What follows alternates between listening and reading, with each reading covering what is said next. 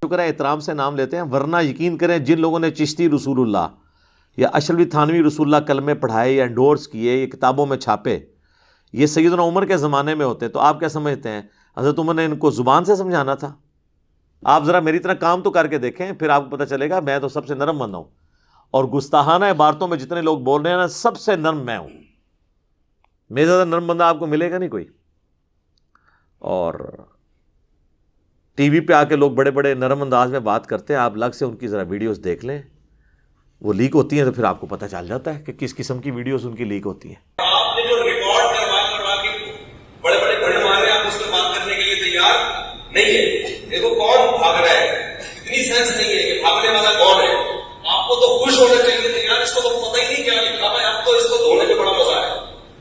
آ جاؤ یار، 25-30 بڑے بڑے علماء نے جن عقیدوں میں دستخط کر دیے، مجھے یہ یقین ہے کہ وہ قرآن و سنت کے خلاف نہیں ہو سکتے، تو نہیں بھی پتا تھا پھر بھی اتنا کانفیڈنس ہے۔ تو ابھی میں سوچ رہا ہوں میں سچی مچی کا فلم چار ہوں، میں نے ارادہ کر لی ہے انشاءاللہ، اور میں اس کے گھر کے سر پہ کھڑا ہو کر میں بولوں گا کہ میں معانت میں بات کرنے کے لیے تیرا باپ آ گیا ہے، اور میں اس کے گھر کے سر پہ کھڑا ہو کر میں بولوں گا کہ میں معانت میں بات کرنے کے لیے تیرا باپ آ گیا ہے، اور میں اس کے گھر کے سر پہ کھڑا ہو کر میں بولوں گا کہ میں معانت میں بات کرنے کے لیے تیرا باپ آ گیا ہے۔ تو یہ ان کا اپنا ہی انداز ہوتا ہے بات کرنے کا۔ میں جو کچھ بیان کرتا ہوں پیشن کے ساتھ علمی دلائل رکھتا ہوں، کبھی کبھار کوئی سلپ آف ٹنگ ہو جائے تو وہ پورے کا پورا میرا ایک سمجھ لیں نیریٹیو نہیں ہوتا، اوورآل میں ہی ہوں، اعلیٰ حضرت لفظ بولتا ہوں، اشرف تھانوی صاحب بولتا ہوں، امام ابن تیمیہ بولتا ہوں، ٹھیک ہے نا۔ کبھی میں نے نہیں کہا گستاخ ابن تیمیہ اس طرح کر کے میں ایک لفظ ساتھ جوڑ بول کے تو ساتھ بولوں اس طرح، یہ تو احترام سے ایک دوسرے کا نام نہیں لیتے۔ رہ گا پیشن، تو یہ تو نبی الاسلام کا سٹائل ہے، صحیح مسلم میں حدیث ہے، اور یہ حدیث امام جعفر نے روایت کی ہے امام محمد باقر سے، جو محمد بن علی بن حسین بن علی ہیں، یعنی حسین ابن علی کے پوتے، امام زین العابدین کے بیٹے، اور انہوں نے جابر بن عبداللہ سے کہ نبی علیہ السلام جب کبھی بھی ممبر پر چڑھتے تو آپ علیہ السلام جب تقریر کرتے تو آپ کی آواز بلند ہو جاتی، غصے میں اضافہ ہو جاتا، آنکھیں سرخ ہو جاتی، جس طرح کوئی جرنیل اپنی فوج کو تیار کر رہا ہو۔ اس طریقے سے آپ جب بھی ممبر پہ چڑھتے تو گفتگو کرتے تھے۔ یہ پیشن والا سٹائل سنت سٹائل ہے، اس سٹائل کا مذاق اڑانا نبی الاسلام کا مذاق اڑانا ہے، نعوذ باللہ۔ لیکن چونکہ ان جاہلوں کو پتہ ہی نہیں، نہ انہوں نے قرآن پڑھا نہ حدیث، یہ تو اپنی فقہ کی کتابیں اور دورہ حدیث کرتے ہیں، اور اس کے بعد پھر ان کو یعنی وہ دورہ حدیث سے اتنا کیا نہیں ہوتا، ان کو دورے ہی پڑھتے رہتے ہیں اپنی فقہ کے۔ پورا دورہ حدیث کیا ہوتا تو ان کو کچھ پتہ چلتا، ان کو فقہ کے دورے پڑھتے رہتے ہیں۔ پھر یہ صحیح مسلم میں 2005 نمبر حدیث ہے۔ تو یہ نبی الاسلام کا سٹائل ہے، اور اس کے بعد آپ علیہ السلام کہتے ہیں میں اور قیامت اس طرح ساتھ بھیجیں گے جس طرح یہ 2 انگلیاں، اور پھر آپ کہتے ہیں فَإِنَّ خَيْرَ الْحَدِيثِ كِتَابُ اللَّهِ وَخَيْرَ الْهَدِي هَدْيُ مُحَمَّدٍ صلی اللہ علیہ وآلہ وسلم وَشَرَّ الْأُمُورِ مُحْدَثَاتُهَا وَكُلَّ مُحْدَثَةٍ بِدْعَةٍ وَكُلَّ بِدْعَةٍ ضَلَالَةٍ وَكُلَّ ضَلَالَةٍ فِي النَّارِ۔ یہ آپ کا خطبہ ہوا کرتا تھا صلی اللہ علیہ وآلہ وسلم۔ اب لہٰذا کسی عالم دین کے ساتھ میرا کمپیریزن نہ کروائیں، کروانا ہے آپ نے پیشن کا تو ڈاکٹر اسرار صاحب سے کروائیں، تو آپ کو وہاں پہ بھی یہ سٹائل نظر آئے گا۔ رہ گیا میرے موضوعات، تو وہ تو دنیا میں کسی نے ان موضوعات کو ٹچ نہیں کیا، کیونکہ اس کے ساتھ تو بہت بڑی دنیاوی نقصانات، ایون جان کا نقصان جوڑا ہوا ہے۔ لہٰذا کہنا جی طارق جمیل صاحب کتنا میٹھا بولتے ہیں، جی مجھے وہ لیکچر بتائیں جس میں انہوں نے چشتی رسول اللہ اور اشرفی تھانوی رسول اللہ کا رد کیا اور بڑے میٹھے انداز میں لوگوں کو سمجھایا کہ یہ کلمات نہیں ہوتے، یا آپ بھی کہہ کے ریکارڈ کرواتے۔ تو آپ 2 مختلف چیزوں کو کمپیئر کروا رہے ہیں۔ آپ گولف کے بال کا مقابلہ کرکٹ کے بال کے ساتھ کروانا چاہ رہے ہیں، ان کے ٹاپکس ہی نہیں ہیں۔ چلیں آپ خود کر کے بتا دیں ذرا، پھر آپ کو پتہ چل جائے گا آپ کے ساتھ جو ہوگی کتنا عرصہ آپ سروائیو کریں گے۔ تو میں تو اللہ کا شکر ہے پھر بھی بڑا نرم ہوں، اور اگر یہ علماء مجھے مخلص ہوتے نا سمجھانے میں، تو ہوتا یوں کہ میرے پاس آتے اکٹھے ہو کر بریلوی علماء، اور مجھے کہتے ہیں کہ دیکھیں آپ تھوڑی سی یزید کے معاملے میں نرمی کریں، آپ ہر معاملے میں اہل حدیث کو یزید والے مسئلے میں اتنا رگڑا لگاتے ہیں، ان کے بیچاروں کے چڑیا جتنے دل دکھ جاتے ہوں گے، آپ بار بار یزید کو کنڈیم کرتے ہیں، بار بار. ہاں ٹھیک ہے، ہم بھی مانتے ہیں کہ یزید نے برا کام کیا، لیکن اہل حدیث ہمارے بھائی ہیں، ان کے دل دکھتے ہوں گے. آپ یزید والا ٹاپک چھوڑ ہی دینا. یہ کہیں گا کبھی کوئی بریلوی؟ کیا کہے گا؟ منڈ کے رکھو انہوں، چک کے رکھو کام. انجینئر صاحب چک کے رکھو، یہ لکھا ہوتا ہے کامنٹس میں، کام چک کے رکھو. آج تک مجھے کسی اہل حدیث نے نہیں آ کے کہا کہ دیکھیں آپ علی بھائی ہر دوسرے لیکچر کے اندر آپ یہ کہتے ہیں کہ مرے ہوئے بزرگوں کو پکارنا شرک ہے، یہ قبروں پہ مزارات نہ بنائے جائیں، یہ بدعات ہیں. توحید کے اوپر آپ اتنا زور لگاتے ہیں، مزارات کی مذمت کرتے ہیں، ہر دوسری ویڈیو میں کہتے ہیں رفع الیدین کے ساتھ نماز پڑھو، یہ سنت طریقہ ہے. تو ہمارے حنفی جو بریلوی اور دیوبندی بھائی ہیں، ان کے چڑیا جتنے دل دکھ جاتے ہیں. آپ کو کیا ضرورت ہے رفع الیدین پہ بات کرنے کی؟ آپ چپ کر کے بس اپنا ایک بات کریں، ان کے دل دکھ جاتے ہوں گے. کبھی نہیں کوئی، اللہ کے فضل سے اس کے بعد بھی کوئی نہیں آ کے سمجھائے گا. میں تھوڑی بوتھیے تو اندازہ لا لیں گے تسی ایکٹنگ پہ کر دے ہو یا تسی اندروں پہ بول دے ہو، پتہ لگ جاتا ہے. منو زیادہ کون تمہیں پہچان سکتا ہے؟ بلکہ سونگ کے بھی دس دیں گا. آپ نہیں مطلب سونگ کے بتا نہیں دیتے. آپ مجھے بتائیں ایک بندہ آپ کے سامنے آئے جس کے بال بکھرے ہوں، اتنی لمبی داڑھی ہو اور آدھی پنڈلی تک اس نے شلوار اٹھائی ہو، تو آپ کو وہم بھی آئے گا کہ یہ بریلوی ہے؟ ہاں. اسی طریقے سے ایک بندہ جو ہے خوبصورت سی ایک مٹھی کے برابر بالکل گول کر کے داڑھی اور ایک سخت سی ٹوپی اس نے پہنی ہو اور مجھے صاف کی ہوں، آپ کو یہ وہم بھی آئے گا کہ یہ جو ہے وہ اہل حدیث ہے؟ آپ کہیں گے دیوبندی تبلیغی ہے.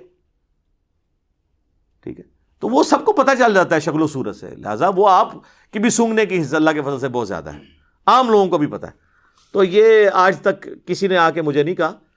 تو میں تو اللہ کا شکر ہے کہ میں علماء کے اصول اور مبادی کے اوپر ہی ان کو سمجھاتا ہوں. اس سے بہتر دنیا میں کوئی طریقہ نہیں ہو سکتا، اور یہ قرآن نے ہمیں سکھایا ہے. تعالوا الی کلمۃ سواء بیننا و بینکم. یہود و نصارہ کے ساتھ بھی آپ کامن ٹرم کے اوپر اکٹھے ہو سکتے ہیں. سورہ آل عمران کی آیت نمبر 64 ہے. تو میں کامن ٹرم پہ اکٹھا ہوتا ہوں. میں بریلویوں سے کہتا ہوں کہ دیکھو میں خود 31 سال بریلوی رہا، مجھے بچپن سے یہ چیز بتائی گئی کہ دیوبندیوں کے امام نے اشرف علی رسول اللہ کلمے کو انڈورس کیا تھا، لہٰذا یہ گستاخ رسول ہیں. تو میرے بھائیوں میں یہ مانتا ہوں، آپ بھی مانتے ہو؟ کہتے ہیں جی مانتے ہیں. تو اب تو یار وہ چشتی رسول اللہ نکلا ہے حشر بہشت میں، تو ہونا تو چاہیے کہ جناب چاہے اشرف علی تھانوی رسول اللہ یا چشتی رسول اللہ ہے، دویاں دی ایسی تھی تیسی. تو کہتے ہیں نہیں وہ پوچھیں گے. تو اس کے بعد کیا ہے، دو نمبری کر رہے ہیں، اپنے آپ کو دھوکہ دے رہے ہیں، ان کو نہیں پتا. یہ میں کٹر لوگوں کی بات کر رہا ہوں، باقی تو لوگ قبول کر لیتے ہیں. ہماری دعوت سب سے زیادہ بریلویوں نے قبول کی ہے. اس سے بہتر کوئی اصول اور موادی نہیں ہے. میں دیوبندیوں سے کہتا ہوں کہ میرے بھائیوں آپ کا کیا جھگڑا ہے بریلویوں کے ساتھ؟ دونوں حنفی، دونوں ایک ہی روحانی باپ کی اولاد فقہی طور پہ. مسئلہ کیا؟ کہتے ہیں یہ مشرک ہیں، قبروں سے ان کے بڑے غلط عقیدے ہیں. تو میں کہتا ہوں میرے بھائی یہ تو آپ کے بھی جو سوانح قاسمی کے اندر لکھا ہوا ہے کہ قاسم نانوتوی جنہوں نے مدرسہ دیوبند بنایا تھا، وہ اپنے مرنے کے 6 سال کے بعد خواب میں نہیں بیداری میں قبر سے نکلے، دیوبند کے 2 مولویوں کی صلح کروا کے واپس قبر میں چلے گئے. اب ہونا تو یہ چاہیے کہ جناب ہونا بھی لکھا ہے تو وہ بھی ہوئی کچھ سن، لیکن جن کو ہدایت ملنی ہے وہ کہہ دیتے ہیں ٹھیک ہے. اہل حدیثوں سے میں کہتا ہوں میرے بھائیوں آپ کو کیا مسئلہ ہے؟ وہ کہتے ہیں دیکھیں جی ہماری تو ہر چیز بخاری مسلم میں لکھی ہے، نماز کا طریقہ دیکھ لیں، فلاں چیز دیکھ لیں. تو ہم کہتے ہیں اچھا تو بخاری مسلم میں جو جو لکھا ہے، ہاں جی اس کی تو تمام متصل الاسناد مرفوع حدیث جو ہیں قطعی الصحت ہیں، اور یہ تو جو بخاری مسلم کو نہیں مانتا وہ تو گمراہ ہے، اہل سنت سے خارج ہے. ہم کہتے ہیں ٹھیک ہے ابھی چیک کر لیتے ہیں، آپ کو بھی ٹیسٹ لگا لیتے ہیں. تو سر صحیح بخاری اور مسلم دونوں میں حدیث موجود ہے، اور بخاری کا اس کا طریق ہے 2812.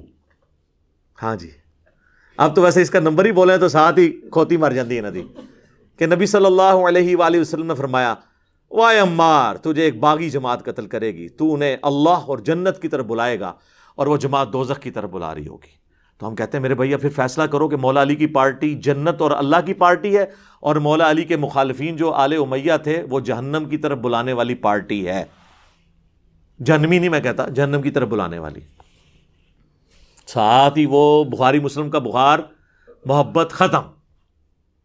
یہ حدیثیں نہیں بیان کرنی چاہیے. ہم کہتے ہیں سر مسلم کا آپ مقدمہ پڑھیں، صحیح مسلم کے مقدمے میں لکھا ہے، امام مسلم میں نے خود لکھا ہے کہ میں تو عوام الناس کے لیے حدیثیں لکھ رہا ہوں.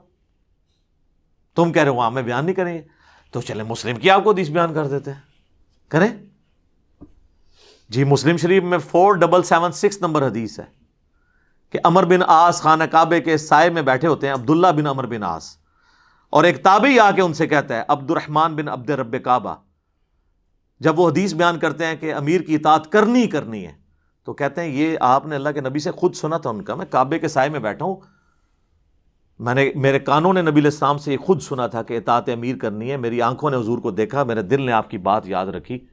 تو انہوں نے کہا پھر اگر یہی بات ہے تو آپ کے چچا کا لڑکا معاویہ ابن ابی سفیان، چلیں ہم تو احترام سے نام لیں گے، رضی اللہ عنہما، جو ہمارے امیر ہیں اس وقت، وہ تو ہمیں حکم دیتے ہیں کہ ہم لوگوں کو ناحق قتل کریں اور لوگوں کا مال حرام طریقے سے ہڑپ کریں، جبکہ سورہ نساء میں آیت نمبر 29 میں اللہ تعالیٰ فرماتا ہے کہ اپنوں کو مت قتل کرو، یعنی ایک دوسرے کو، یعنی ایک دوسرے مسلمان ہی ہوتا ہے نا، اس لیے اس کو کہا کہ اپنوں کو گویا قتل کرنا ہے، ایک دوسرے کو قتل کرنا، اور ایک دوسرے کا مال حرام طریقے سے ہڑپ مت کرو۔ اب ہمیں بتائیں ہم اللہ کی بات مانیں کہ یا معاویہ کی بات مانیں؟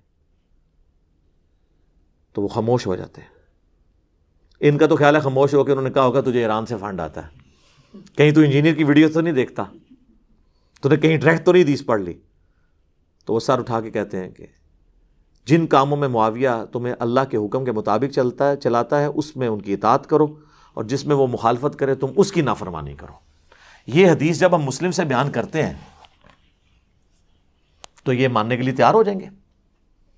اور اس سے بڑی حدیث صحیح مسلم کی 240، علی سے محبت نہیں رکھے گا مگر مومن، علی سے بغض نہیں رکھے گا مگر منافق۔ بغض علی کی جتنی شکلیں ہیں وہ منافقت کی اولین علامتوں میں سے ایک علامت ہے۔ بس آپ یہ حدیث کسی سنی کی مسجد میں لگا کے دیکھیں تو شام تک وہاں پہ گڑبڑ شروع ہو جائے گی، چاہے وہ بریلوی ہو دیوبندی والی حدیث ہو، کیونکہ انہیں پتہ چل جائے گا کہ بھئی یہ تو کسی اور پلیٹ فارم سے بول رہا ہے، حالانکہ مسلم شریف ہمارا ہی پلیٹ فارم ہے، بخاری ہو مسلم، یہ دونوں ہمارے ہی پلیٹ فارم ہے۔ تو اس کے اوپر مجھے بتائیں اب اہل حدیث کو کیا غصہ کھانے کی ضرورت ہے؟ اسی طریقے سے اہل تشیع کی طرف آ جائیں، وہ تو خود اس چیز کا رونا روتے ہیں کہ آل امیہ کے دور پہ میں سیدنا علی پر ممبروں سے سب و شتم ہوتا تھا، تو تم نے وہی کام شروع کر دی۔ میرے پاس تو کوئی شیعہ آتا، میں کہتا ہوں میرا تم سے بنیادی اختلاف یہ ہے کہ تم معاویہ کے ٹریک پہ اور میں علی کے ٹریک پہ ہوں۔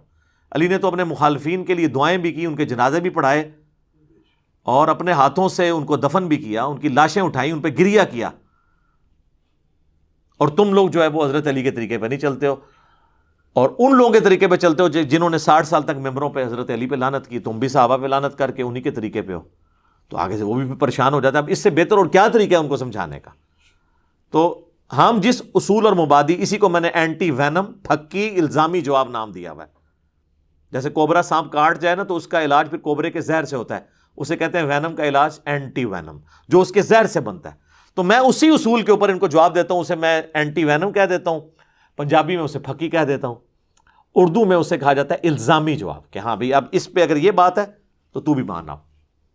تو یہ کسی کو برا نہیں لگنا چاہیے۔